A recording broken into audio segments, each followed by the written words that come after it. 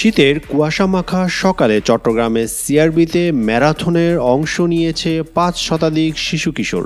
চট্টগ্রামে শিশু কিশোরদের জন্য এটি প্রথম কোনো ম্যারাথন আয়োজন।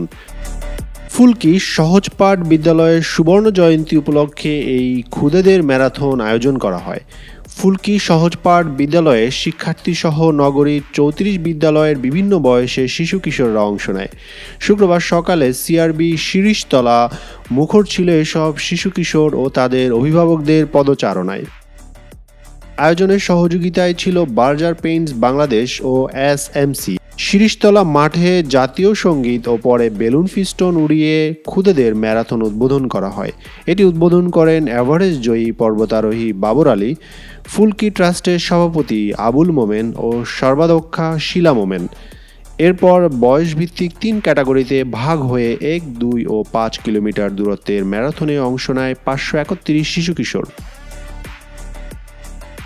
৫ কিলোমিটার ক্যাটাগরিতে ছেলেদের মধ্যে চ্যাম্পিয়ন হয় বর্ণময় সেনগুপ্ত আর মেয়েদের মধ্যে চ্যাম্পিয়ন হয় নুসরাত জাহান ইমা। ২ কিলোমিটার ক্যাটাগরিতে ছেলেদের মধ্যে চ্যাম্পিয়ন হয় আরহাম হোসেন, মেয়েদের মধ্যে চ্যাম্পিয়ন হয় মানহা জাফরিন।